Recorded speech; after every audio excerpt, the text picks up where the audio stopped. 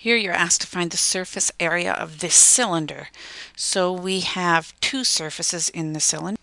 Three surfaces actually, because the top surface and the bottom surface that you can't see are identical. And then we have this rounded surface.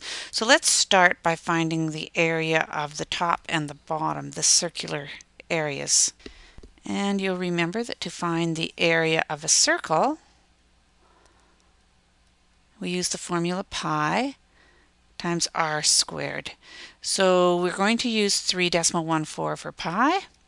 And for our radius, well, we know that the diameter is 10 centimeters and our radius is half that. So the radius is 5. So we're going to use 5 squared.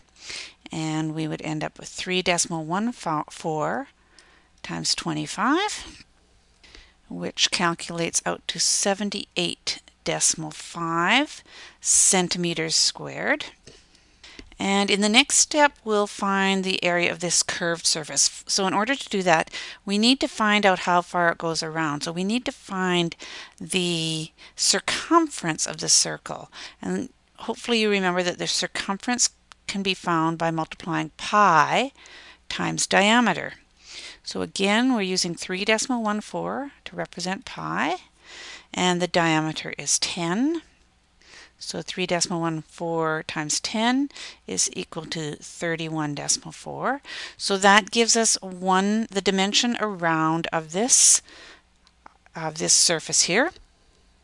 And once we have that circumference, we can then multiply it by the other dimension, which is 7 centimeters.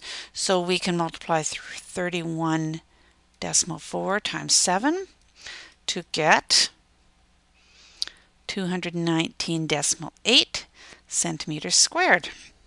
Now to find the total, we need to add them together. We need to add that 219.8 to the circumference of the circular area, and we need to add two of those, 78.5, twice for the top and the bottom. So we had 78.5 and 78.5 and 219.8, and we total that all up.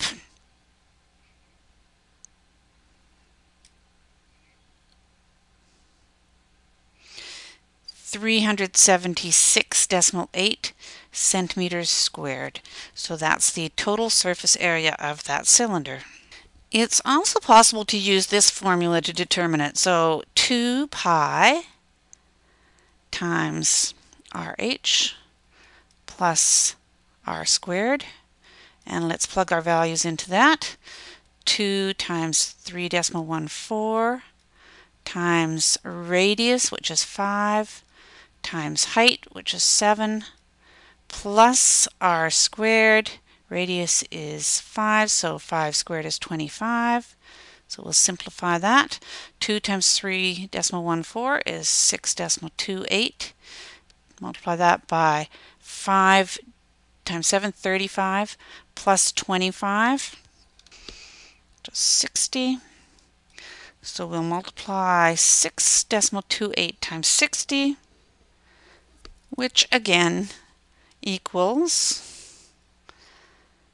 376.8 centimeters squared. So either method you can use to determine the